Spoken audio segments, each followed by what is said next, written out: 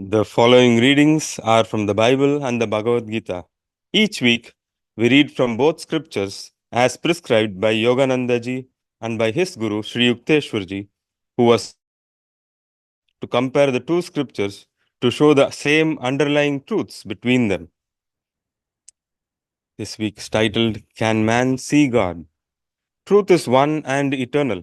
Realize oneness with it in your deathless self within. The following commentary is based on the teachings of Paramahansa Yogananda. There is a saying in chapter 1 of the Gospel of St. John that would seem to respond with a definite no to the question, can man see God? The saying is, no man hath seen God at any time. The only begotten Son, which is in the bosom of the Father, he hath declared him. Many great saints, however, claim to have seen God. If we ask then, can God be seen? Rather than can man see God? The answer is yes. Else those saints lied, and the scriptures themselves lied. For Jesus also said, blessed are the pure in heart, for they shall see God.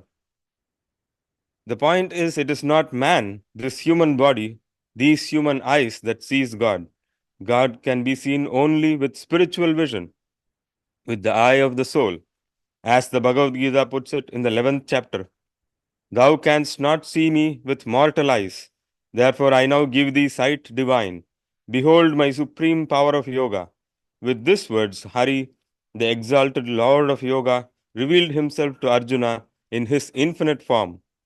Paramahansa Yogananda, in Autobiography of a Yogi, describes the supernal experience in words more readily comprehensible to modern minds than poetic phraseology of the Bhagavad Gita. The chapter, An Experience in Cosmic Consciousness, is one of the most inspiringly beautiful in all mystical literature. Here is a brief excerpt. An oceanic joy broke upon the calm, endless shores of my soul.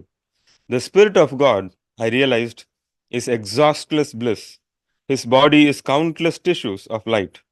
I saw the divine dispersion of rays pour from an eternal source, blazing into galaxies, transfigured with ineffable auras. Again and again, I saw the creative beams condense into constellations, then resolve into sheets of transparent flame.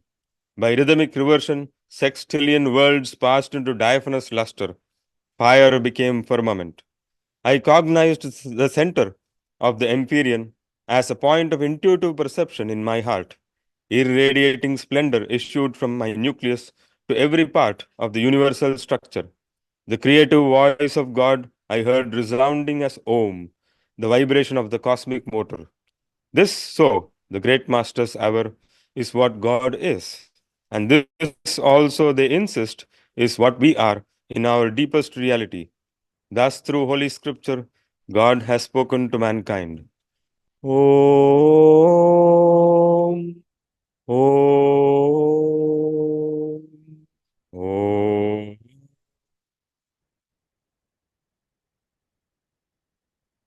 This reading is from Whispers of Eternity by Paramahansa Yogananda. A million salutations at thy petaled feet, O lotus of light. A million salutations at thy petal feet, O lotus of light. I pour out my heart's love before thee. I pour out my whole being. I offer all the fragrant musk of my soul at thy feet of omnipresence. O precious, blessed one, pipe the song of thy bliss in the dark bower of my heart. I am thine very own. Ever shall I be thy own. I will laugh at all dangers, for thy protecting love fills the golden chalice of my constant remembrance of thee.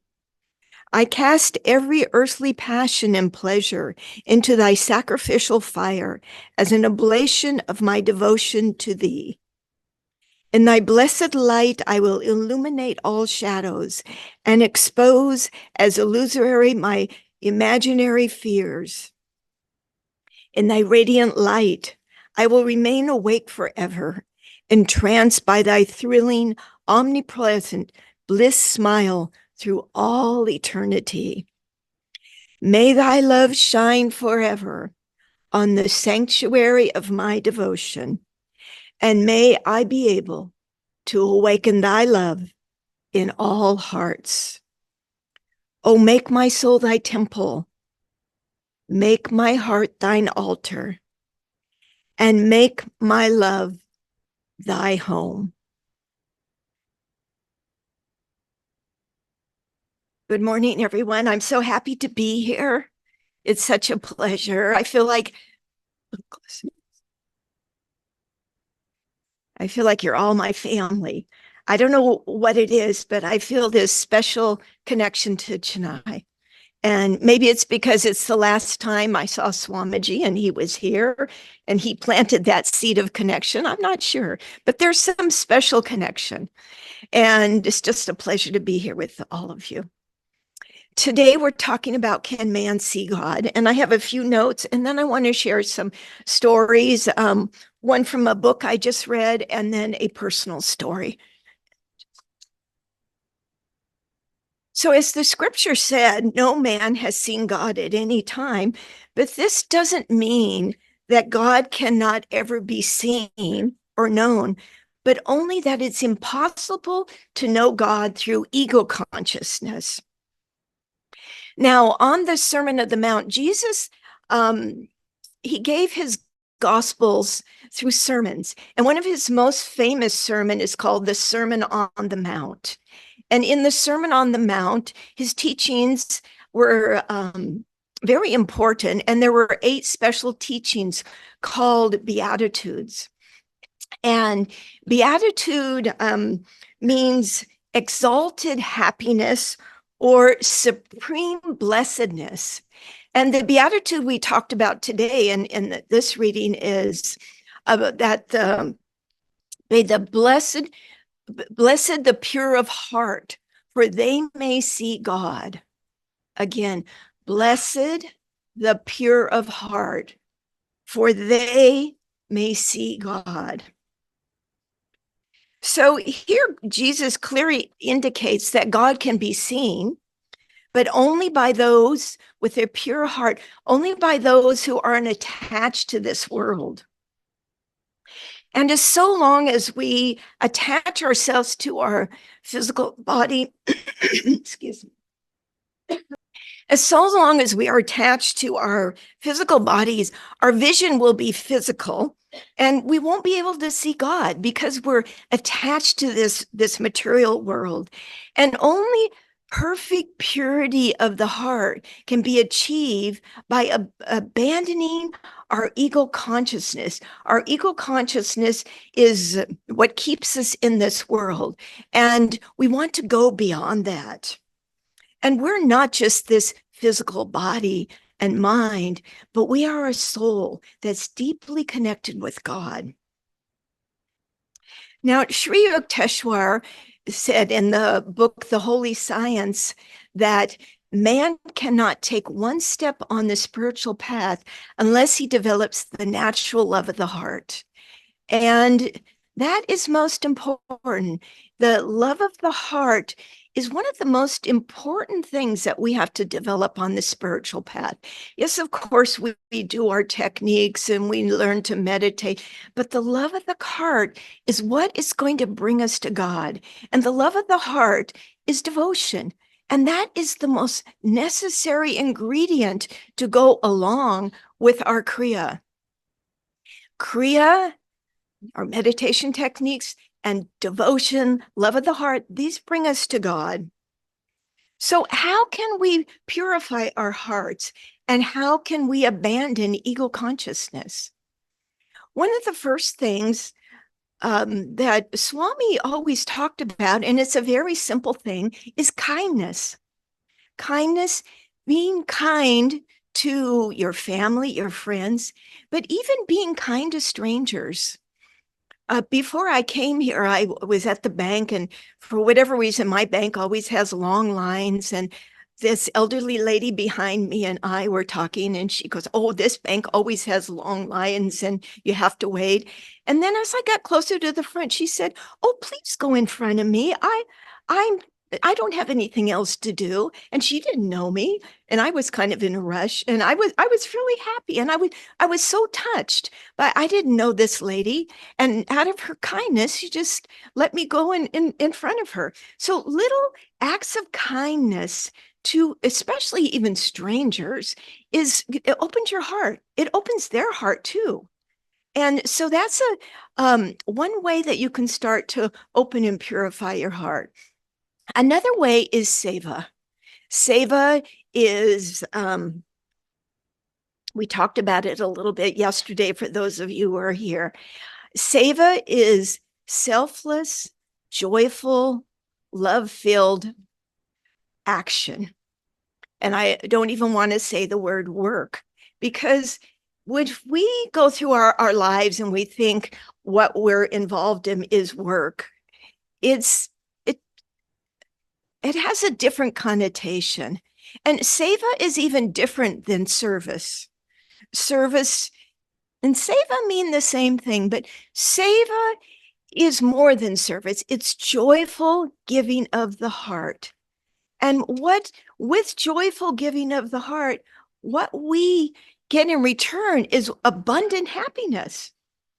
So make your life a role of seva to your family, your friends, your colleagues at work. Be serviceful.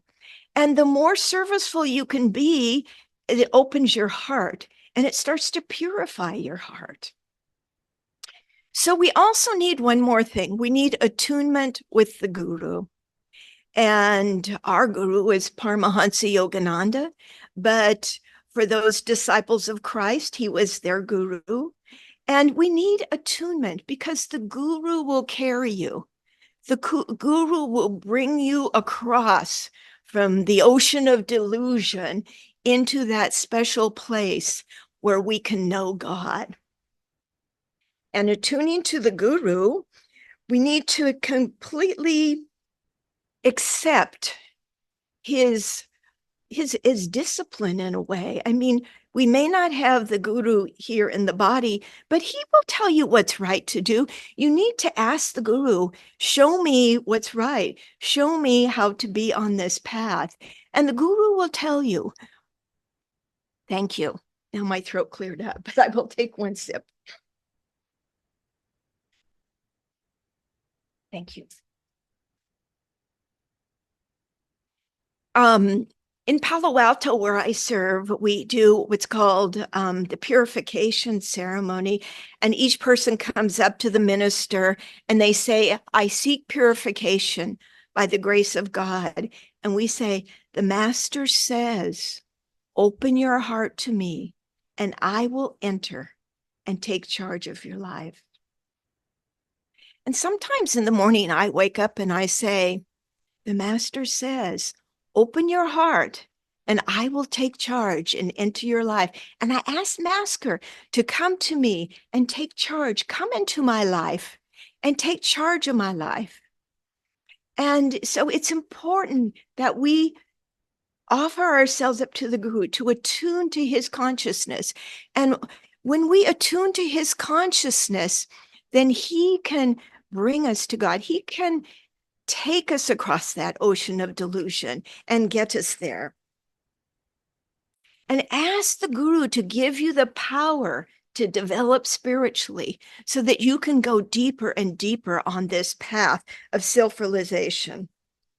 So talk to the guru and then listen in your heart, because he will respond in your heart. And he will feel, when you talk to the guru and he responds, it's a calm feeling. It's not an agitated feeling, a very calmness in your heart. And then you will know he's answering you. And attunement is most important.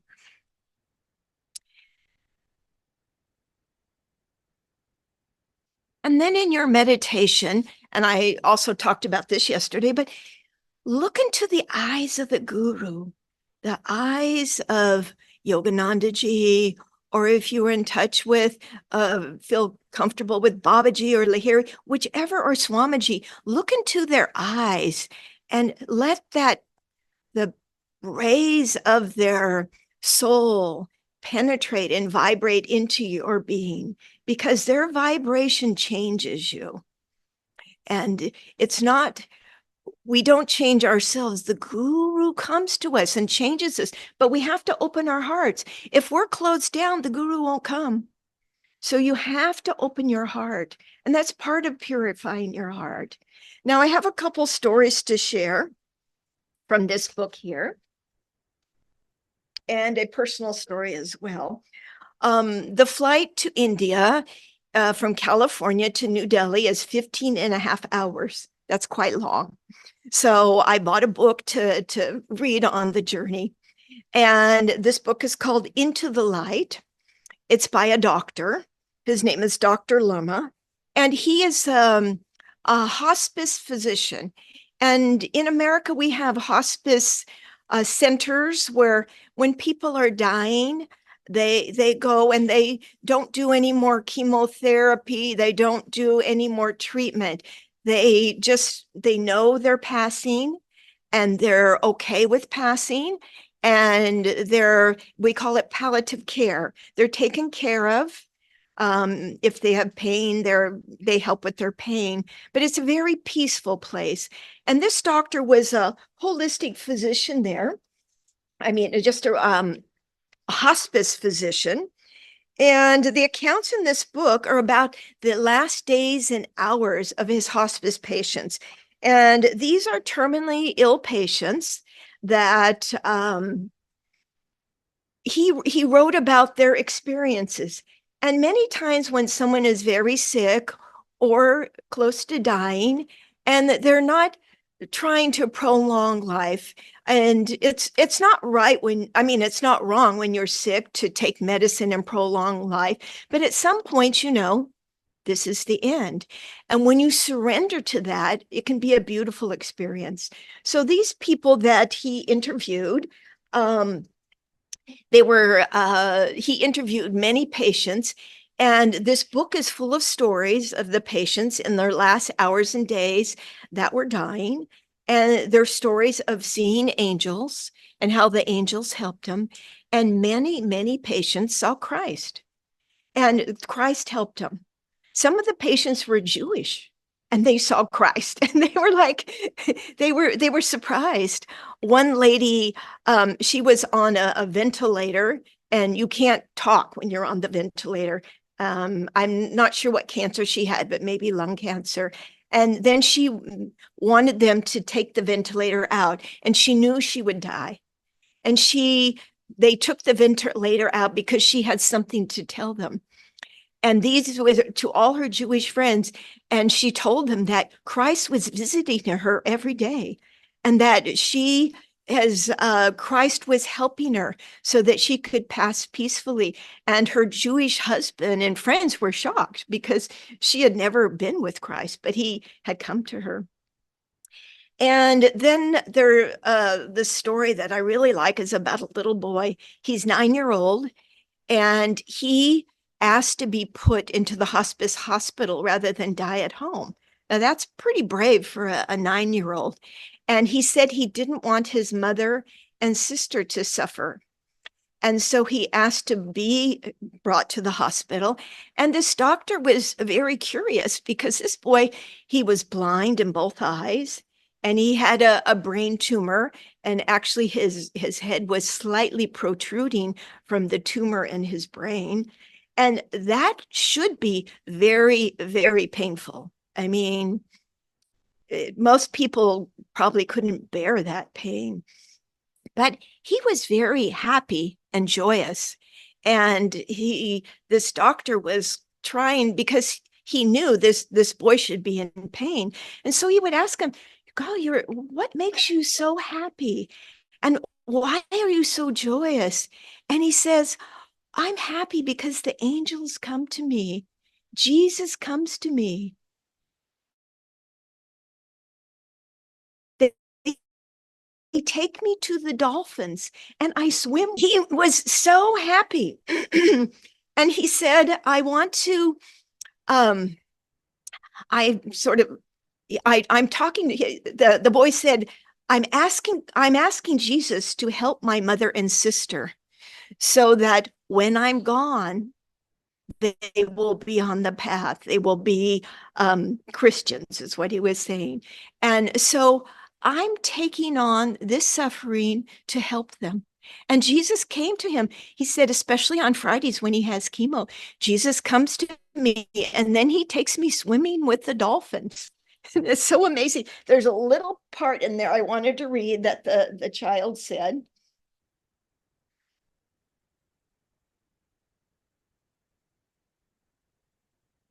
And he says, I am so happy and laughing. And the dolphins talk to me, and the water and the sunshine all talk to each other. The angels tell me this is because they all have the one Spirit of God. And then the doctor gave him a hug, and they continue talking about the angels. The doctor says, do you mind if I ask you more questions about the angels? No. Do you know today is Friday? And Matthew, the young boy, said, yep. The angels were here in the morning. They woke me up from my sleep. And what did they say? They asked me how I was feeling. And what did you tell them? I told them I was very happy. Why are you so happy? Because I was swimming with Jesus, the angels, the dolphins, and my friends. Jesus came and played with all of us today and told those of us who were sick that we were no longer going to hurt or be sad. He was going to have his angels pick us up from the hospital beds and take us to play with the dolphins, my friends, and anything we desired. Is this the first time Jesus has played with you and your friends? You're so silly. Of course not. Don't you see? Jesus was the dolphins, the water, the sky, and everything else. He is what's making me laugh and giving me the choice to help myself, my family, and others. And then the doctor said, Matthew, what else did Jesus and the angels say? Well, Jesus said that my time here with my mom and sister is going to end soon, and that my wish is going to come true. One of the angels said that my mom and sister will be happy for where I'm going, and that Jesus, our God, and all the angels are going to take care of them forever. So I want to tell one more story. This is a personal story. It's about how I got on the path of self-realization with Yogananda. And it's this story is where I was open to the presence of God. So as a little girl, I was brought up a Catholic, and I loved the stories of the saints, but I didn't like that maybe you might have to be a martyr and die. I didn't like that part, but I always wanted to be a saint. And then as I got older and went to college, I studied, I was still very spiritual, but I wanted to study Eastern religion. And I studied at the university Buddhism and other Eastern religions. And then as I got older, I went to school, and I'm an acupuncturist, a doctor of acupuncture. And at that period of time, before that, I was practicing also meditation. I practiced Zen meditation and Tibetan meditation. And I did that from the time I was in college till on time I was about 30. But then when I turned 30, I just thought, I need to make some money. And I just went off on a materialistic binge, so to say. I was studied very hard at school, and I didn't have time for meditation. I didn't have time for anything spiritual. All as I want to do is finish school, set up my practice, make some money, just all those materialistic things that we all get trapped in, thinking that this will bring me the good life. And So I finished school. It took about 3.5, 4 years, and took my board exams and finished those and passed. And then I took a little vacation to visit some friends in London. And when I was in London, I got very sick. And I went to the doctor there, and he said, "Oh, you just have the flu. You have a little fever. Don't worry." So then I took the long flight back home because I only had the flu. But when I got home, I got sicker and sicker and sicker. And I had a severe fever, and I ended up in the hospital. And in the hospital, they gave me IV antibiotics. You're pretty sick when you get IV antibiotics.